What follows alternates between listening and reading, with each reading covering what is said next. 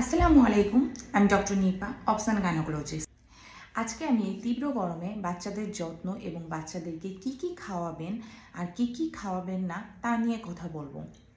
So এই গরমে যেখানে আমরা বড়রাই হিমশিম খাচ্ছি, সেখানে বাচ্চারা কন্টিনিউ এই গরম ঠান্ডা একটা সিচুয়েশন দেখা যায় যে সারাদিনে ঘেমে বাচ্চারা কন্টিনিউ কারো কারো ক্ষেত্রে ঠান্ডা লাগছে বা অনেকের ক্ষেত্রে খুব বেশি পরিমাণ ডায়রিয়া বা পেট খারাপের প্রবণতা দেখা দিচ্ছে।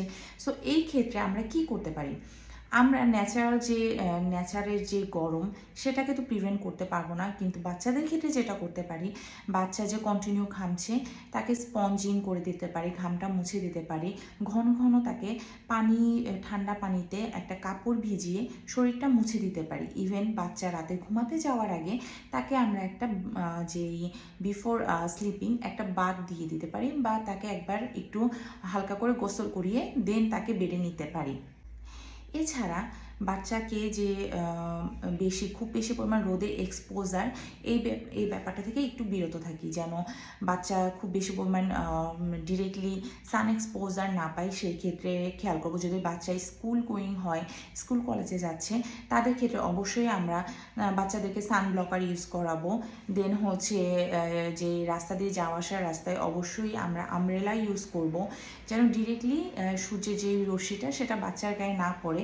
সেই ক্ষেত্রে সেই ব্যাপারটা খেয়াল করব, এবং যতটুকু সম্ভব চেষ্টা করবো আমাদের ঘরটা যেন ঠান্ডা থাকে, একটা হেলদি একটা ওয়েদার ঘরের মধ্যে থাকে। এবার আসি বাচ্চাদেরকে আমরা কি কি খাবার দিব। এই অতিরিক্ত গরমে দেখা যায় যে বাচ্চা ডিহাইড্রেটেড হয়ে যাওয়ার চান্স অনেক বেশি থাকে। সো সেই ক্ষেত্রে আমরা যেটা করব, বাচ্চাদেরকে ঘন ঘন লিকুইড খাওয়াবো, পানি খাওয়াবো, জুস করে খাওয়াবো, ডাবের পানি খাওয়াবো।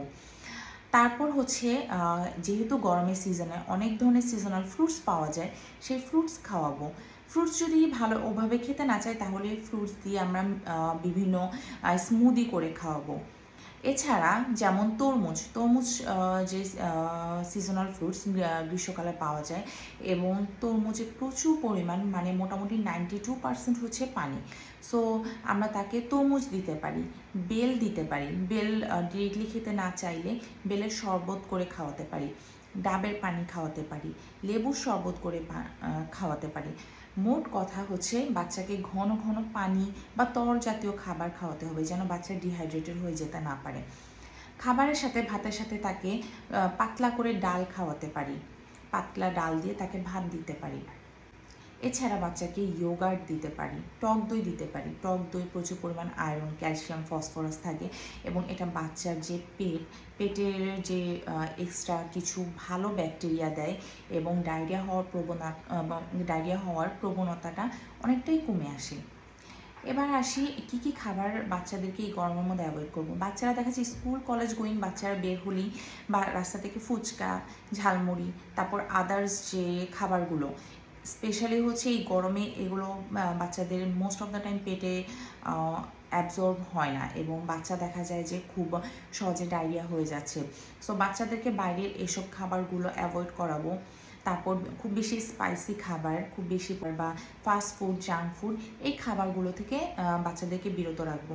বাচ্চাদেরকে প্রচুর পরিমাণ পুষ্টিযুক্ত খাবার দিব, আয়রন, ক্যালসিয়াম, ভিটামিনযুক্ত খাবার দিব।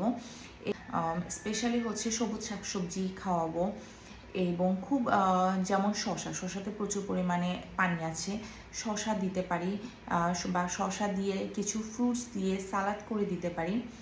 সো মোট কথা হচ্ছে বাচ্চাদেরকে হাইড্রেটেড রাখতে হবে, গরমে যেন বাচ্চা ডিহাইড্রেটেড না হয়ে যায় সেই ব্যাপারটা অবশ্যই খেয়াল করতে হবে। ঘন ঘন পানি খাওয়াতে হবে, লেবু শরবত করে খাওয়াতে হবে, তরল জাতীয় খাবার খাওয়াতে হবে, এবং যত ধরনের জাঙ্ক ফুড বা বাইরের খাবার আছে, খুব বেশি পরিমাণে স্পাইসি খাবার, তেলে ভাজা খাবার, এই খাবারগুলোকে অবশ্যই আমরা অ্যাভয়েড করব। এবং ঘন ঘন বাচ্চাদেরকে স্পঞ্জিং করে দিব, পানি দিয়ে একটা কাপড় ভালোভাবে ক্লিন করে সেই ভেজা কাপড়টা দিয়ে বাচ্চার শরীর কয়েক ঘন্টা পর পর মুছে দিব। সো আশা করি এই কাজগুলো অবশ্যই আমরা করব। এই অতি গরমে আমাদের বাচ্চাদেরকে প্রোটেক্ট করার জন্য অবশ্যই আমাদের কিছু নিয়ম মেনে চলতে হবে। এই গরমে যেখানে আমরা বড়রাই হিমশিম খাচ্ছি, বাচ্চাদের অবশ্যই অনেক কষ্ট হচ্ছে, এবং যারা একদম ছোট বাচ্চা তারা তো বলতেও পারে না, কোনো কথা বলতে পারে না। সো তাদের ক্ষেত্রে যেটা, আমাদেরকেই অবশ্যই সচেতন হতে হবে এবং নিজেদের বাচ্চাদেরকে সেভাবে প্রোটেক্ট করে রাখতে হবে। এবং ফিউচারে যদি আমার আরও হেলথ রিলেটেড ভিডিও আপনারা চান, অবশ্যই চ্যানেলটিকে সাবস্ক্রাইব করে রাখবেন এবং বেল আইকনে ক্লিক করে রাখবেন, তাহলে সেই ভিডিওগুলোর নোটিফিকেশন আপনাদের কাছে যাবে। এবং এই রিলেটেড যদি কোনো কোশ্চেন আপনাদের কাছে থাকে, অবশ্যই আপনারা কমেন্ট সেকশনে করতে পারেন। আমি অবশ্যই যতটুকু সম্ভব চেষ্টা করব রিপ্লাই করার। And thanks for watching.